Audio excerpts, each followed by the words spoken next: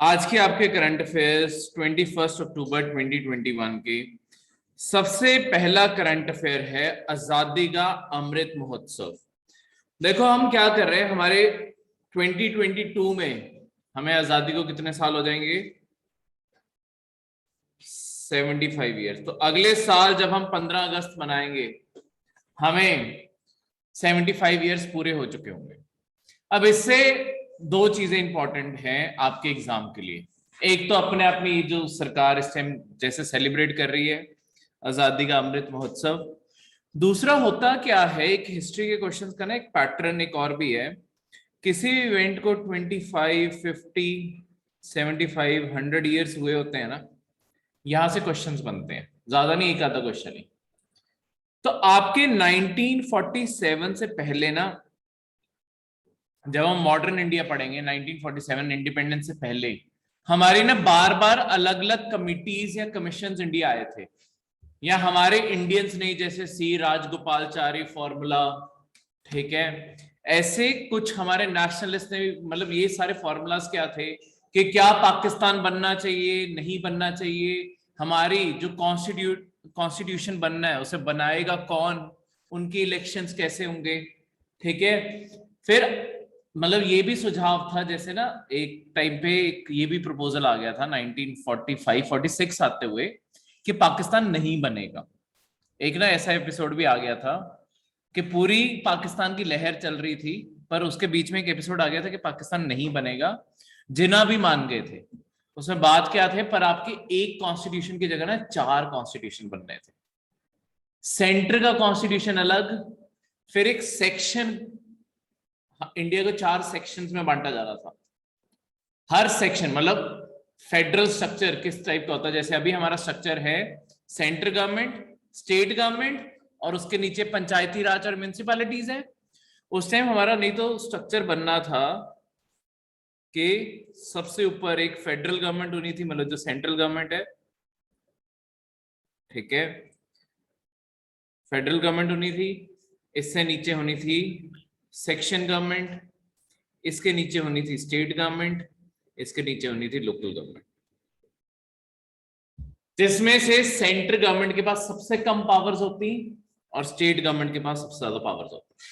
Congress party भी इसके लिए मान गई थी, मुस्लिम लीग भी इसके लिए मान गई थी। तो एक्चुअली इंडिया के एक टाइम पे स्ट्रक्चर ऐसा दिखना था कि आज जो बांग्लादेश, पाकिस्तान, ये जो हिस्से हुए हैं ये कभी नहीं होने थे, एक ही इंडिया रहना था, पर इसके अलग अलग एक सेक्शन वाइज हिस्से हो जाने थे, ठीक है, मतलब देश एक ही रहता। पर हुआ क्या, दोनों पार्टीज एग्री कर गई, सब कुछ फॉर्मल प्रोसेस शुरू हो गया। फिर एक दिन अखबार में आपके बात करते हुए जवाहरलाल नेहरू ने कहा कि जो भी ब्रिटिशर्स कह रहे हैं और कर रहे हैं ना, हम किसी चीज से बाइंडेड नहीं है, ये जब जाएंगे हम अपना खुद देख लेंगे हमें कैसे करना है। इस चीज से जिन्ना फिर डर गए कि जाने के बाद ये तो मुकर जाएंगे इस सेटअप से। तो जिन्ना ने फिर पलट के कहा कि अब तो मुझे पाकिस्तान चाहिए चाहिए। तो अगर उन्होंने वो एक बयान ना दिया होता तो आज पाकिस्तान ही ना, ठीक है। तो तभी कहते हैं कि सोच, शब्द एक बार जो गए चले गए वो तीर की तरह वापस नहीं आने वाले। तो उसने पूरे एक देश बना दिया, ठीक है। थी तो शेयरली मिसअंडरस्टैंडिंग ही, पर तब भी। अब ये जो आपके 75 ईयर्स का आपका जो सेलिब्रेशन हो रही है, आपको कभी किसी स्टेट सर्विसेज में सबसे पहला क्वेश्चन तो यही आ सकता है कि ये कब से, मतलब ये सेलिब्रेशन है क्या। 75 ईयर्स मनाने के लिए ना गवर्नमेंट ऑफ इंडिया 75 वीक्स की सेलिब्रेशन कर रही है। हम क्या है, अगले 15 अगस्त तक हमने क्या किया, 12 मार्च 2021 से शुरू किया है, यहां से लेके 15 अगस्त 2022 तक हम क्या करेंगे, हर हफ्ते का ना अलग अलग थीम है सेलिब्रेशन का। तो हमने 75 इंडिया के इंडिपेंडेंस के थीम्स को सेलिब्रेट करना है, ठीक है, ताकि पूरे इंडिया में इस चीज के वेव का एक एहसास हो, लोग इस चीज से कनेक्ट करें कि आपके देश को आजाद हुए 75 ईयर्स हो चुके हैं। इसी के चलते हुए एक और बहुत सिग्निफिकेंट चीज की जा रही है, आपके ना एक बहुत बड़ा फ्लैग बनाया गया है, 225 फुट लॉन्ग फ्लैग है, ठीक है, बहुत ही बड़ा फ्लैग है। इसका एक्चुअली वेट 1400 kg इस फ्लैग का वेट है, ठीक है। तो इसे उठाने के लिए बहुत बंदे लगते हैं। तो इस फ्लैग को ना टाइम टू टाइम इंडिया के अलग अलग जगहों पे होस्ट किया जा रहा है, और उसके साथ वहां पे इंडिया की कोई ना कोई अचीवमेंट सेलिब्रेट की जा रही है। तो अभी ये 225 फुट लॉन्ग फ्लैग आपका दिल्ली में आ रहा है, रेड फोर्ट पे फ्लैग किया जाएगा, क्योंकि हमारे मतलब किस चीज की सेलिब्रेशन में 100 करोड़ इंडिया में वैक्सीनेशन लग चुका है। इंडिया की जब तक सेकेंड वेव नहीं आई थी, इसी इंडिया में वैक्सीनेशन कोई खास नहीं थी और लोग कोई वैक्सीनेशन ज्यादा लगवा भी नहीं रहे थे, ठीक है। उसका मेन कारण क्योंकि लोगों को उस टाइम तक कोई ये लगा था हमें कि कोविड चला गया, ठीक है। पता ही है सेकंड वेव से पहले सारे कितना ओपनली रहने लग गए थे, पर जब सेकंड वेव अचानक आई और गवर्नमेंट भी सारी दुनिया में अपनी वैक्सीन भेज रही थी, जब सेकंड वेव आई उसके बाद हमें एहसास हुआ कि हम कितने वल्नरेबल हैं। एक पेंडेमिक इंडिया का क्या हाल कर सकता है, क्योंकि हमारी आबादी इतनी ज्यादा। इसी कारण गवर्नमेंट ने अपनी सारी प्रायोरिटीज छोड़ के वैक्सीनेशन करने लगा दिया। और अगर तुम गवर्नमेंट की पेस देखोगे, गवर्नमेंट ने पहले बोला था हम साल के एंड तक सारी पॉपुलेशन को वैक्सीनेट कर देंगे। अब तो देखो मई, मतलब शुरू तो पहले से ही हुए हैं, मई से इन्होंने पेस पकड़ी, अब तक लेके 100 करोड़ वैक्सीन इंडिया में लग चुकी है। तो ये बहुत बड़ा नंबर है, ठीक है। ऑलमोस्ट मतलब ये 100 करोड़ का मतलब है एक एक डोज को हम वैसे काउंट कर रहे हैं। एक्चुअली 100 करोड़ लोगों को नहीं लगी है, 100 करोड़ डोजेस लगे हैं, कईयों को 2-2 डोजेस लगे हैं ना, तो वो तो हमें टोटल मतलब अराउंड 300 करोड़ डोजेस लगाने हैं, पर हमने 1/3 टारगेट पूरा कर लिया। ये इसलिए भी सिग्निफिकेंट है क्योंकि इंडिया दुनिया के जिस पेस पे हम वैक्सीनेशन कर रहे हैं ना, और कोई कंट्री उसे मैच नहीं कर पा रही, ठीक है। उसका एक कारण भी है,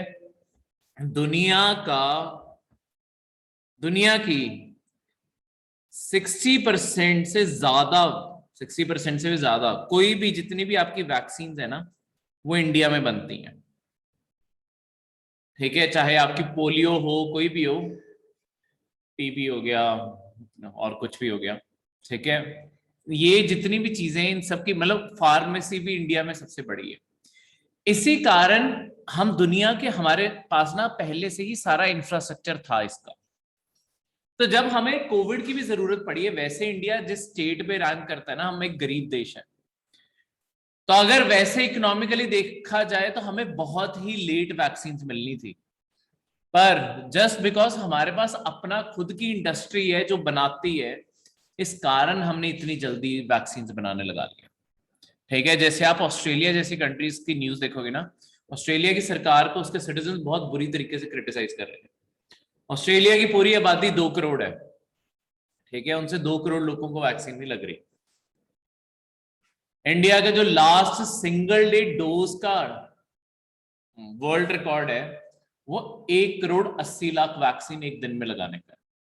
तो यानी कि हम एक दिन में पूरा ऑस्ट्रेलिया वैक्सीनेट कर सकते थे, ठीक है। ये इतना बड़ा इंफ्रास्ट्रक्चर है इंडिया का, पर चैलेंज यही आता है क्योंकि हमारी आबादी भी बहुत बड़ी है, तो हमें टाइम इसलिए इतना लग रहा है।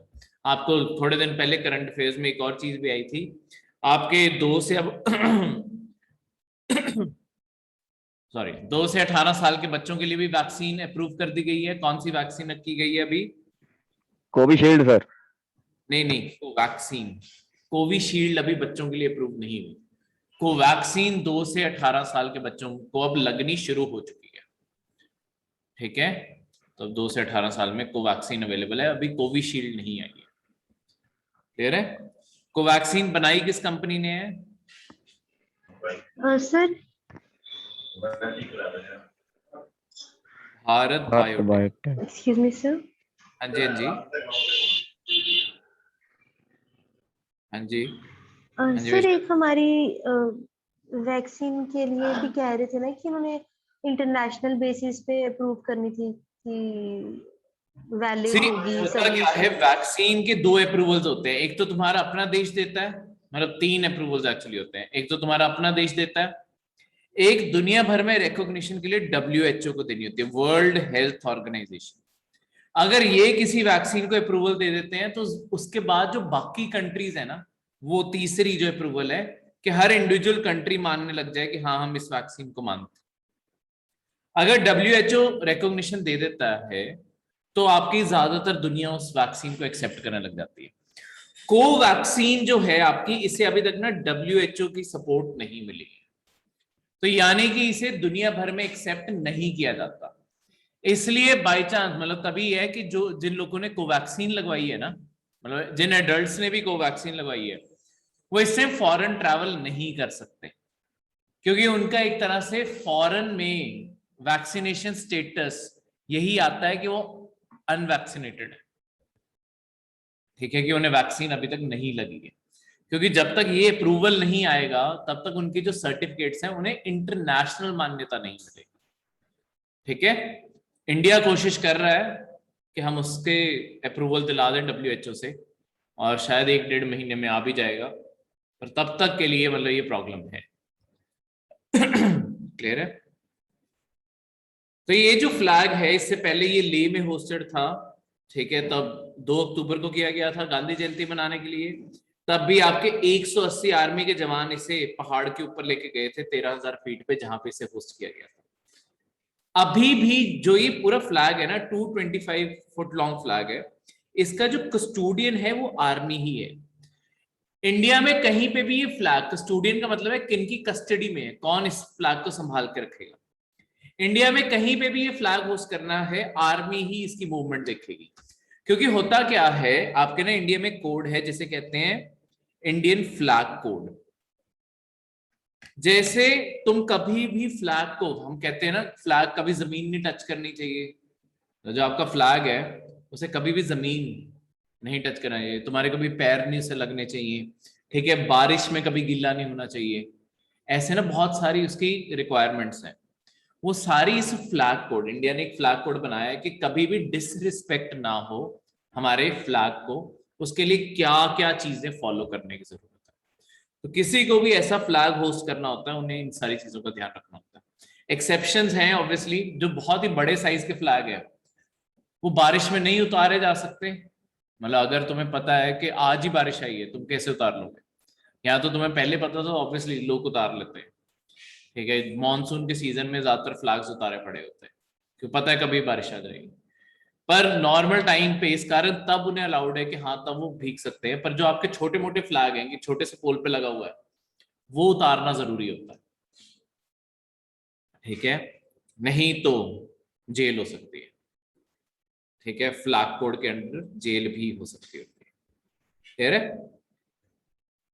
तो ये है आपका आजादी का अमृत महोत्सव, 75 ईयर्स 75 वीक्स की सेलिब्रेशन है, ठीक है। किस डेट से शुरू हो रही है ये आपको हमेशा क्वेश्चन बन सकता है, 12 मार्च 2021 से, ठीक है। नेक्स्ट आपका चाइना बहुत ही फ्रीक्वेंटली अब करंट अफेयर्स में रहने लग गया है, ठीक है, इस साल मेंस के क्वेश्चन में पक्का आएगा कोई ना कोई चाइना के ऊपर। और जो इस साल का मुझे मेंस का एक्सपेक्टेड क्वेश्चन है, हुआ क्या है, मैं आपको इस साल का एक मेंस का क्वेश्चन प्रेडिक्ट करके देखते हैं, अब आता है पेपर में नहीं आता, देखते हैं। एक ना बहुत बड़ी कॉम्प्लेक्सिटी है इंडिया और चाइना के रिलेशन में। आपने थोड़े दिन पहले अगर न्यूज सुनी होगी और जब पढ़ी होगी कि इंडिया और चाइना का जो ट्रेड है वो इस टाइम पे भी ग्रो करी जा रहा है। तो एक साइड पे हमारे बॉर्डर इश्यूज है, सिक्योरिटी इश्यूज है, दूसरी साइड पे हमारे इकोनॉमिक कोलैबोरेशन है। तो हमारा रिश्ता कई फ्रंट्स में, मतलब सिर्फ ये 2 फ्रंट्स नहीं है, और भी तुम इंटरनेशनली फ्रंट्स देखोगे ना, जैसे बहुत सारे फ्रंट्स पे इंडिया चाइना मिलके एक साथ भी काम कर रहे हैं।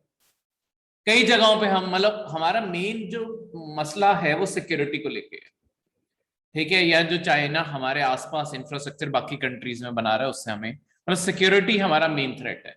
बाकी सारी जगहों पे हमारे कोलैबोरेशंस भी हैं, ठीक है। तो यहाँ पे जो ये रिश्ता है, इसी के रिगार्डिंग क्वेश्चन आएगा कि हमारा 2 तरफा जो रिश्ता चाइना से बना हुआ है ना, एक साइड पे हम उनके पार्टनर्स भी हैं, दूसरी साइड पे हम उनके एडवर्सरीज भी हैं, मतलब वो हमारे एडवर्सरीज है। तो ये रिश्ते का बैलेंस, इंडिया और चाइना के रिश्ते को इसी चीज में एक्सप्लेन करने को बोला जाएगा। तो ये इंटरनेशनल रिलेशन के जब सब्जेक्ट पढ़ोगे, अभी चाहे तुम्हें नहीं भी नॉलेज है इसकी, इंटरनेशनल रिलेशन के चैप्टर में, मतलब पूरे सब्जेक्ट में हम चाइना और इंडिया के पूरे रिलेशंस की बात करेंगे, पॉलिटिकल इंटरनेशनल फ्रंट पे, इकोनॉमिक फ्रंट पे, सोसाइटल फ्रंट पे, वो सब कुछ।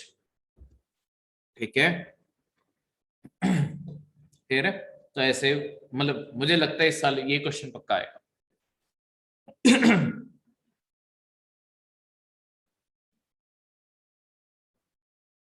अगले इसी से जुड़ा हुआ जो आज का करंट अफेयर है, अब हुआ क्या है रिसेंटली ना, आपके जो ईस्टर्न साइड है इंडिया की, यानी कि जो नॉर्थ ईस्ट का साइड है ना, अरुणाचल प्रदेश, सिक्किम साइड पे, वहां पे भी चाइना की बॉर्डर लगती है। वहां पे ना चाइना ने सडनली अपने ट्रूप्स उस साइड पे बढ़ाने शुरू कर लिए। तो पहले इस साइड पे बढ़ा रहे थे, अब उधर भी बढ़ा रहे हैं। ये चाइना की टैक्टिक्स हैं। सही, चाइना क्या करता है, प्रेशर क्रिएट करने की कोशिश करता है। तो ये सारे के सारे प्रेशर पॉइंट्स वो बार बार बनाते हैं ताकि इंडिया वहीं देखता रहे अपने बॉर्डर की तरफ, उसका सारा ध्यान वहीं लगा रहे। पर हमें तब भी सिक्योरिटी मेजर्स तो लेने ही पड़ते हैं ऑब्वियसली। तो हमारे ईस्टर्न सेक्टर में क्योंकि चाइना की साइड से बिल्डअप बढ़ता जा रहा है, इंडिया ने इसी सेटअप को मैच करने के लिए अपनी साइड पे भी आर्म्ड फोर्सेस बढ़ानी शुरू कर दी। तो अब लद्दाख ऑलरेडी अभी तक डिस्प्यूट नहीं सॉल्व हुआ है जो पिछले 1.5 साल से चल रहा है। अब आपके अरुणाचल प्रदेश और सिक्किम जो नॉर्थ ईस्ट साइड है, वहां पे भी चाइना थोड़ा थोड़ा बॉर्डर फ्रंट एक्टिव करने का सोच रहा है। अभी कोई भी घुसपैठ नहीं हुई है, हुई थी अभी कुछ टाइम पहले। हुआ क्या है, पिछले हफ्ते की न्यूज थी, हमने चाइना के 2 सोल्जर्स को, मतलब उनकी पूरी एक पेट्रोल आई थी, उसमें से 2 बाकियों को मतलब भगा दिया, 2 को हमने पकड़ के रखा है 24 घंटे इंटेरोगेशन पे, और 24 घंटे बाद उन्हें छोड़ दिया। ठीक है, तो उनकी पेट्रोल आने की कोशिश कर रही थी, तो हमने डिटेक्ट कर ली उनकी मूवमेंट और टाइम से अपने ट्रूप्स मूव कर दिए। तब से हम थोड़े से कॉशियस हुए हैं और हमने देखा, फिर हमने ध्यान दिया तो चाइना का बिल्डअप बहुत बढ़ रहा है। तो इस कारण हमने भी ईस्टर्न साइड पे, तो उसी में से आपकी इस टाइम पे आपकी एंटी एयरक्राफ्ट गन्स भी वहां पे शिफ्ट की जा रही हैं, आपके फाइटर एयरक्राफ्ट भी शिफ्ट किए जा रहे हैं, हेलीकॉप्टर्स भी पोजीशन किए जा रहे हैं ताकि हम इक्वल मैच करें। उसी में से एक गन और भी जो बहुत ही इंडिया की, मतलब एक आर्टिलरी गन है, ये आर्टिलरी है M777 हाउट्जर। ये अमेरिकन मेड गन है, ये यूएसए की आर्मी भी इसे यूज करती है। इंडिया के पास ये टोटल 145 गन्स हैं, ये हमने कुछ ही साल पहले खरीदी है, 2017 के करीब हमने ये खरीदी है। ये दुनिया की one of the most advance artillery है। ठीक है, और काफी दूर वार करने की कैपेसिटी भी रखती है। इसमें 155 mm आर्टिलरी है, मतलब जो आगे आर्टिलरी में वो कैनन लगी होती है, ये हमेशा ये 155 mm कितने गोला होल्ड कर सकती है, ये 155 mm की फायर कर सकती है। ठीक है, इसे ग्राउंड फोर्सेस में Australia, Canada, India, Saudi Arabia, US सारे के सारे यूज करते हैं। इसे अफगानिस्तान में बहुत यूज किया था अमेरिका ने। ठीक है, ये 4200 kg वेट की है, पर ये बाकी जो आपकी आर्टिलरी है ना, ये उससे हल्की है। ये चाहे दिखने में भारी है, पर आर्टिलरी इससे ज्यादा भारी होती है। इसे बहुत हल्का बनाया गया इससे पहले वाली गन से। उसका मेन कारण है क्योंकि इसमें टाइटेनियम यूज किया गया। ठीक है, और इसके लॉन्च कंट्रोल्स ना, इसमें डिजिटल फायर कंट्रोल सिस्टम है। वैसे क्या होता है आपकी आर्टिलरी में ना, कई बार वो होता है ऐसे नॉब खींचनी पड़ती है फिर फायर होता है। ठीक है, इसमें क्या है, बटन पे फायर है। ठीक है, और सारा किस कोऑर्डिनेट पे फायर करना है वो सब कुछ तुम डिजिटली फीड कर सकते हो और वो फायर कर देगा। तो ये सारी की सारी चीजें, तो ये एडवांस्ड हम चाइना की एक ना ईस्टर्न सेक्टर में खासकर हम जो इंडिया अपनी गलतियों से एहसास कर रहा है, एक ना कोटेशन मानी जाती है, माउंटेन्स ईट मेन। एक्चुअली पहाड़ इंसानों को खाते नहीं है। ठीक है, पर पहाड़ों पे जितना हार्श वेदर हो जाता है ना, जो वेदर कंडीशन है, अगर बारिश बहुत ज्यादा आ गई, बर्फ बहुत ज्यादा आ गई, कोई भी तूफान आ गया, लोगों की जाने जाएंगी। अब वहां पे हमारे अगर फौजी भी हैं, फौजियों की भी तो जाने जा सकती हैं, सिर्फ इसलिए वो लड़े भी नहीं है, जस्ट बिकॉज इतनी टफ कंडीशंस है वहां रहने की, उनकी जान जा सकती है। इसलिए बोला जाता होता है कि, और बहुत जाने जाती हैं, इसलिए कोटेशन बनी है कि माउंटेन्स ईट मैन। तो हम लॉन्ग टर्म में डिप्लॉयमेंट से ज्यादा ना टेक्नोलॉजी पे फोकस कर रहे हैं कि हम अपनी सर्वेलेंस या टेक्नोलॉजी इतनी एडवांस वहां पे लेके चले जाएं कि हम उनकी टेक्नोलॉजी को मैच करते रहें, जिससे हम दोनों साइड की पावर बैलेंस रहे। ठीक है, जैसे हमने सर्वेलेंस के लिए वहां पे ड्रोन्स भी लगाए हैं, तो एयर सर्वेलेंस 24 घंटे हम नजर रख के बैठे हैं कि कहीं बॉर्डर पे कोई एक्टिविटी तो नहीं हो रही। आपकी सैटेलाइट इमेजिंग भी हमारे पास अवेलेबल है, सैटेलाइट से भी नजर रख के बैठे हैं।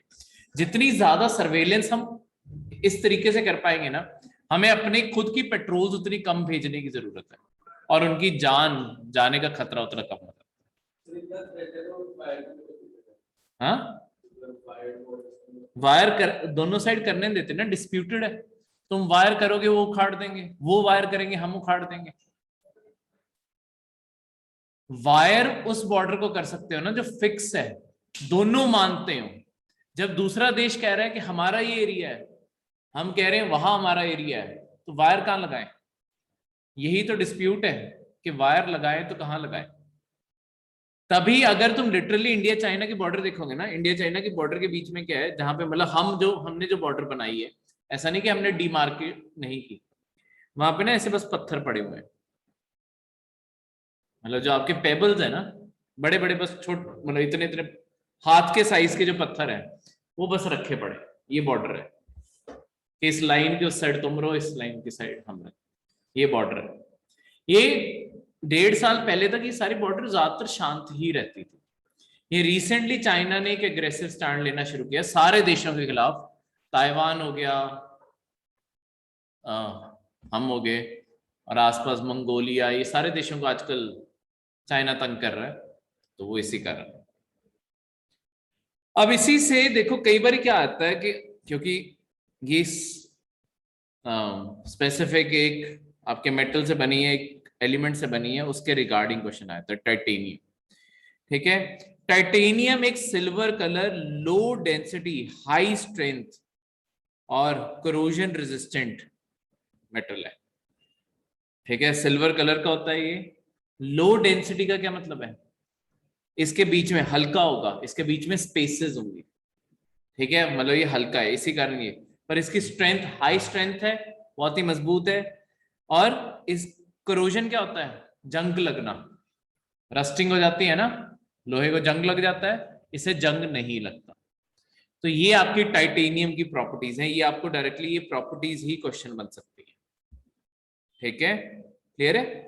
अब इसके बाद ये जो होता है आपके टाइटेनियम के लिए, एक चीज याद रखना, अगर आपको कभी ये स्टेटमेंट आती है कि टाइटेनियम ढूंढना बहुत ही मुश्किल है, ये गलत है। टाइटेनियम ऑलमोस्ट हर लिविंग थिंग में है। हम सबकी बॉडी के अंदर भी टाइटेनियम है। ठीक है, बहुत ही माइनर क्वांटिटी में होता है, पर हम सबकी बॉडी में भी टाइटेनियम है। ठीक है, तो ये नेचर में आसानी से मिल जाता है, बस इसकी बात क्या है, ये और चीजों के साथ ना जुड़ के रहता है, तो इसे अलग करना थोड़ा मुश्किल होता है। हम भी जब इसका यूज करते हैं, हम भी इसे एज अ अलॉय ही बनाते हैं। अलॉय क्या होता है? अलॉय का मतलब होता है दो मेटल्स को एक साथ जोड़ देना। ठीक है, कोई मिक्सचर क्रिएट कर देना दो मेटल्स को एक साथ जोड़ के, तो उसे कहते हैं अलॉय बन गया। तो हम भी टाइटेनियम को आयरन, एल्यूमिनियम, वेंडियम, आपके पॉली वेंडियम, ये आपके सारे मेटल्स हैं, इन सब के साथ जोड़ के अलग अलग इनके यूजेस बनाते हैं। जैसे एरोस्पेस इंडस्ट्री में जेट इंजन, मिसाइल, स्पेसक्राफ्ट बनाने के लिए यूज हो जाते हैं। मिलिट्री और इंडस्ट्री के लिए भी यूज हो जाते हैं।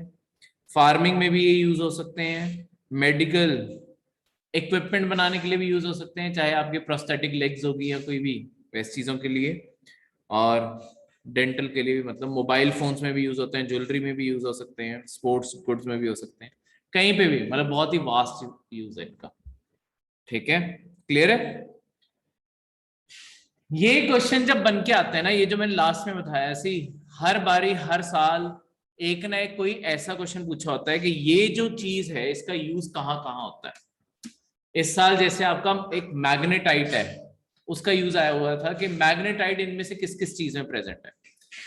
ऐसे क्वेश्चंस के लिए एक चीज याद रखो, साइंस एंड टेक के जो ये क्वेश्चन होते हैं ना, इनका आंसर हमेशा ऑल ऑफ दीज होता है। ठीक है, इस साल भी। अब मैग्नेटाइट, जब ऑप्शन पढ़ने लगोगे ऑप्शन में हमेशा कंफ्यूज हो जाओगे कि कार ब्रेक्स में है या नहीं है। एक सिंपल शॉर्टकट तुम्हें बता रहा हूं अभी तक जो यूपीएससी फॉलो करती आ रही है। ऐसा जब भी वो क्वेश्चन पूछते हैं हमेशा आंसर ऑल ऑफ दीज होता है कि इन सब में प्रेजेंट है। बस इस चीज का ध्यान रख लेना, उन्होंने ये पूछा किस में नहीं प्रेजेंट है, ठीक है, फिर नन ऑफ दीज हो जाएगा, ठीक है। बस वो क्वेश्चन अगर उन्होंने ये पूछा किसमें प्रेजेंट है, सब में प्रेजेंट है। क्योंकि ये होते सी साइंस एंड टेक क्या है, साइंस एंड टेक एक तरह से पॉसिबिलिटी है। जैसे इससे पिछले साल एक क्वेश्चन आया था कि आपके ड्रोन्स किस किस चीज में यूज हो सकते हैं, ठीक है। उसमें वेल सैंपल्स ऐसे बथेरे मतलब रैंडम ऑप्शंस उन्होंने क्रिएट किए थे। अब ड्रोन्स तो अभी आ रहे हैं दुनिया में, उनका यूजेज अभी बहुत जगहों पे हम करना शुरू कर रहे हैं, तो उनकी पॉसिबिलिटीज अनलिमिटेड है, तो सारे ऑप्शन ऑल ऑफ दीज सही है। ये होती है पॉसिबिलिटीज, ये मैक्सिमम होगी हमेशा, ठीक है। जैसे एक बच्चे एक मतलब मुझे क्वेश्चन नहीं याद, मैं एक उसमें से लाइन पढ़ के बताता हूँ। एक ना कंसेप्ट होता है, कभी पेपर में कंसेप्ट मतलब वो स्टेटमेंट बना हुआ था, कभी अपने आप में आपको एक कंसेप्ट आ सकता है। आपने कभी सुना है वायरलेस इलेक्ट्रिसिटी बारे? वायरलेस इलेक्ट्रिसिटी,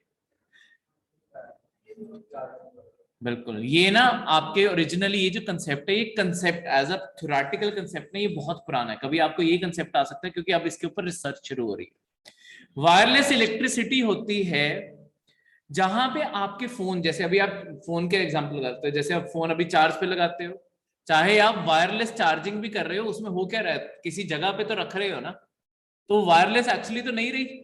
ये तो वही बात हुई कि लैंडलाइन को थोड़ा दूर लेके जा सकते हो, जब वो कॉर्डलेस आ गए थे, पर रहना तो घर के अंदर ही पड़ता था, ठीक है। वायरलेस इलेक्ट्रिसिटी में क्या होगा कि एक सिंगल यूनिट लग जाएगा, लेट्स सपोज इस कमरे में एक यूनिट लग गया, वो इलेक्ट्रिसिटी ब्रॉडकास्ट करेगा। जैसे वाईफाई सिग्नल ब्रॉडकास्ट करते हैं ना, वैसे वो इलेक्ट्रिसिटी ब्रॉडकास्ट करेगा। आपके जो फोन के अंदर सेल्स हैं वो बिजली को कैच कर पाएंगे, तो आपका फोन आपकी जेब में पड़े पड़े ही चार्ज होने लग जाएगा। तो हम अब इस चीज की तरफ सोच रहे हैं जहां पे हमें तारें बिछाने की कम से कम जरूरत पड़ेगी, अपने आप आपकी चीजें बिना प्लग इन किए चल सके। ये है वायरलेस इलेक्ट्रिसिटी का कंसेप्ट। ये आपके बहुत पुराना कंसेप्ट है, ये दिया था निकोलाई टेस्ला ने, ठीक है। आपके साइंटिस्ट थे जिन्होंने आपके एसी जो आपका ऑल्टरनेटिव करंट है जिन्होंने दिया, जो हम सारा यूज करते हैं एसी करंट, उन्होंने ही दिया था। उन्होंने ही ये वायरलेस इलेक्ट्रिसिटी का कंसेप्ट तब दिया था। रिसर्च करते उससे पहले उनकी डेथ हो गई थी, पर उन्होंने सारी थ्योरीज लिखी हुई है कि ये बनाना कैसे है। उनकी थ्योरीज यूज करके ही अब लोग रिसर्च कर रहे हैं, तो बहुत ही ज्यादा, इसीलिए वो रिस्पेक्टेड साइंटिस्ट है। अगला आपके ना एक ज्योग्राफी का पार्ट आज हम करंट अफेयर में करेंगे, जिसके बारे आपके न्यूज में आया हुआ है, वो है ब्लैक सी। देखो ब्लैक सी आपके समुद्र का एक हिस्सा है। देखो अगर डायरेक्टली तुम एटलस याद करने बैठोगे, जिन्होंने एटलस पढ़ी है, सारी की सारी एक साथ एटलस याद करनी बहुत ही मुश्किल होती है। तो इसीलिए जब करंट अफेयर में जितना सेगमेंट आता है ना, उतना भी पढ़ लोगे, करते कराते सारी दुनिया कवर हो जाती है। क्योंकि करंट अफेयर में कभी ना कभी कोई ना कोई मैप तो आएगा ही, तो एक तरह से धीरे धीरे सारा वर्ल्ड कवर होता जाता है, जितनी चीजें हमें इंपॉर्टेंट है। ऐसा भी नहीं कि इस मैप में से सब कुछ पढ़ना है, मैं बता देता हूँ कैसी चीजें हमें याद करनी होती है। देखो जो ये सीज के नाम है, ठीक है, इसके अलावा कुछ आपकी जो रिवर्स आके इसमें गिर रही हैं, ठीक है, कोई गल्फ है उनके नाम, कोई पेनिनसुला है, जैसे ये क्रीमिया पेनिनसुला, ये न्यूज में कुछ साल पहले तक ये न्यूज में था, क्रीमिया पेनिनसुला। आज की मैं न्यूज आपको क्या कहते हैं न्यूज से बताता हूँ ये क्रीमिया पेनिनसुला क्यों न्यूज में है। देखो आपके न्यूज ये आई हुई थी कि आपके यूएस बोल रहा है कि हमें ब्लैक सी के अंदर अपने एलाइज के साथ और ज्यादा कोऑर्डिनेशन करने की जरूरत है। ऐसा क्यों? यहां पे पड़ता है रशिया। रशिया ना इस ब्लैक सी को डोमिनेट करता है, अपनी नेवी को यहाँ पे डोमिनेट करता है। तो यहाँ पे जितनी भी आसपास कंट्रीज है ना, बुल्गारिया, रोमानिया, मोल्डोव, यूक्रेन, इस साइड पे टर्की, ग्रीस, जॉर्जिया, इन सबको डरा के रखता है रशिया। रशिया से कोई यहाँ पे पंगा नहीं ले सकता ब्लैक सी में। तो अमेरिका और रशिया की बनती नहीं आपस में, तो यहाँ पे अमेरिका अपने कुछ यहाँ पे भी पार्टनर्स बनाना चाहता है जिनके साथ मिलके वो रशिया की पावर के ऊपर चेक रख सके। इसका एक कारण ये है कि देखो, यूक्रेन डायरेक्टली रशिया आपके अमेरिका का पार्टनर नहीं है, बस फ्रेंडली कंट्री है। यूक्रेन के साथ कुछ साल पहले क्या हुआ है, आपके रशिया ने अपनी फौज ना, ये रशिया का हिस्सा है क्रीमिया पेनिनसुला, ये जो पूरा इतना आइलैंड का हिस्सा है ना, रशिया ने अपनी फौज भेजी और क्रीमिया पे कब्जा कर लिया। ये क्रीमिया यूक्रेन का हिस्सा था और अब ये रशिया का हिस्सा है। रशिया ने इसके बाद अब यहाँ पे ब्रिज भी बना दिया है और इसे पूरी तरीके से रशिया से जोड़ दिया, और लगातार रशिया थ्रेटन करता रहता है बाकी यूक्रेन को भी। ये देखो, यहां से भी रशिया के साथ बॉर्डर टच करती है। रशिया यहाँ पे भी अपनी फौज लगातार कई बार बढ़ा देता है, कई बार यहाँ पे अपनी फौज बढ़ा देता है, और हमेशा यूक्रेन को यही खतरा है कि आगे भी इन्वेजन हो जाएगी और अगला हिस्सा भी कोई कट जाएगा। धीरे धीरे इस तरीके से तो रशिया आगे बढ़ता जाएगा, और इस चीज से आपके यूरोप की बाकी कंट्रीज डरी हुई हैं। यूरोप का सबसे बड़ा सपोर्टर अमेरिका है सिक्योरिटी को लेके, तो इस कारण अमेरिका को यहाँ पे दखल अंदाजी, और दूसरा वो रशिया को चेक में रखना चाहता है हमेशा, इसलिए।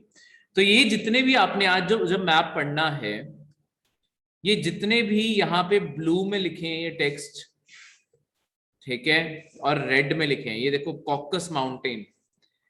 जब हम हिस्ट्री पढ़ते हैं, एंशिएंट हिस्ट्री पढ़ते हैं, हम एंशिएंट हिस्ट्री में पढ़ते हैं कि इंडिया में ना आर्यंस आए थे जिन्होंने इंडिया में आके वेद लिखे हैं, वेदास इन्होंने लिखे हैं। ये आर्यंस कहाँ से आए थे, उनमें से एक थ्योरी कहती है कि ये कॉकस के पहाड़ है ना, जो देखो यहाँ पे कॉकस के पहाड़ है आपके रशिया और जॉर्जिया के बीच में, ठीक है, टर्की इसके नीचे आ जाता है, रशिया और जॉर्जिया के बीच में आपके कॉकस के पहाड़ है। ये जो कॉकस माउंटेन्स हैं, यहाँ पे ओरिजिनली आर्यंस रहते थे। कुछ आर्यंस चले गए आपके यूरोप की तरफ, कुछ आर्यंस नीचे को चले गए इंडिया की तरफ। इस तरीके से आर्यंस दुनिया में फैले, ठीक है। तो वो यहाँ ये कॉकस माउंटेन, ठीक है, इस साइड पे ये बल्कान माउंटेन्स हैं, ठीक है, ये भी नॉर्वे, डिस्पर, डॉन, आपकी नेपर, ये सारी आपकी रिवर्स भी हैं यहाँ पे। ये नीचे टर्की का देश है। देखो, अब ब्लैक सी ना डायरेक्टली किसी बड़े समुद्र से नहीं जुड़ता। ब्लैक सी ना एक छोटे से रास्ते से जाके जुड़ता है सी ऑफ मरमरा से, जो आगे एक और छोटे से रास्ते से जाके जुड़ता है एजियन सी में, जो फाइनली जाके खुलता है मेडिटेरेनियन सी में। तो अगर मेडिटेरेनियन सी तक जाना है, ये सारा एरिया क्रॉस करके जाना पड़ता, ठीक है। तो एक तरीके से तो आपका रशिया एक बाउंड है, यहां से निकल के ही उसे बाहर जानी पड़ेगी अगर उसकी नेवी को यहां आना है। तो अगर टर्की ये रास्ते बंद कर देता है, हाँ नहीं, रशिया इस पूरे एरिया में, यहाँ पे ब्लैक सी के अंदर रशिया तो बाकी भी है, मतलब जो रशिया की नेवी यहाँ पे है वो यहाँ पे बाउंड है इस समुद्र से, क्योंकि चारों ओर लैंड आ गया ना। तो यहां से अगर बाहर जाना है इसी रास्ते से जा सकते हैं। यहाँ पे टर्की का कंट्रोल है, ठीक है, ये ऊपर वाली साइड भी टर्की है, दोनों साइड पे टर्की का कंट्रोल है। अगर टर्की किसी भी कंट्री के लिए ये रास्ते कभी बंद कर दे, चोक पॉइंट्स है ना, ये दोनों साइड पे जमीन है, अगर मैं यहाँ पे अपनी नेवी लगा दूं, पूरा डिफेंस लगा दूं, ये रास्ते बंद हो जाते हैं। ये जो कभी भी जहां पे आपका, ये देखो एक साइड पे बड़ा समुद्र है, दूसरी साइड पे भी बड़ी वाटर बॉडी है ना, बीच में पतला सा रास्ता है पानी का। इस पतले से रास्तों को कहते होते हैं आपके स्ट्रेट। स्ट्रेट होता है, स्ट्रेट की डेफिनेशन होती है narrow water body between two large water bodies. इसमें लैंड इसकी डेफिनेशन में कहीं नहीं आता, मतलब डायरेक्टली लैंड कहीं नहीं आता। स्ट्रेट का मतलब होता है एक नैरो, कहीं पानी का चैनल बन जाए जो दो बड़ी पानी की बॉडीज को कनेक्ट कर रहा है। यहाँ पे जैसे एक बार देखें, एक साइड पे ब्लैक सी और एक साइड पे सी ऑफ मरमरा, उन्हें कौन कनेक्ट करता है? बॉस्फोरस स्ट्रेट, अगर पूरा लिखा हो बॉस्फोरस स्ट्रेट लिखा होगा। यहां पे आपके डार्डेनल्स, ठीक है, जो कनेक्ट करता है आपके सी ऑफ मरमरा को एजियन सी से। ये आपके ये इतना जो पोर्शन है ना, ये अपने आप में प्रीलिम्स के क्वेश्चन बन सकते हैं। आपको हमेशा क्वेश्चन बन सकता है सी ऑफ मरमरा और एजियन सी को क्या कनेक्ट करता है इनमें से, या सी ऑफ मरमरा और ब्लैक सी को क्या कनेक्ट करता है। यही तो प्रीलिम्स के क्वेश्चन बनते हैं। अब यहां तो मैं थ्योरेटिकली रट्टा मारूं, या मैं मैप में से देख लूं और मैप में से याद करूं। और जब इन दोनों तरीकों में से याद करने की बात है, आपकी हमेशा पिक्टोरल मेमोरी ज्यादा अच्छी है, आपको पिक्चर ज्यादा बेटर याद रहेगी ह्यूमन माइंड को इंस्टेड के टेक्स्ट। तो इस तरीके से आपके मैप पक्का पढ़ा करो। मैप से देखो स्टार्टिंग में घबराहट जरूर होती है कि कौन इतना कुछ याद करेगा, पर कुछ टाइम पे आपको ना ये चीजें इंटरेस्टिंग लगने लगेंगी, क्योंकि लॉन्ग टर्म में हम जितने करंट अफेयर्स पढ़ते जाएंगे और जितनी सब्जेक्ट्स कवर करते जाएंगे, आपकी इन सारी चीजों की अंडरस्टैंडिंग बढ़ती जाएगी। और जब अंडरस्टैंडिंग बढ़ेगी तो मैप समझ आने लगेगा, पॉलिटिक्स उसके आसपास की समझ आने लगेगी, तो और ज्यादा दिलचस्पी बनेगी। क्लियर है? तो मैप जरूर पढ़ना। ये थे आपके आज के करंट अफेयर्स। किसी भी करंट अफेयर में कोई भी डाउट हो? नहीं, ये थे करंट अफेयर्स।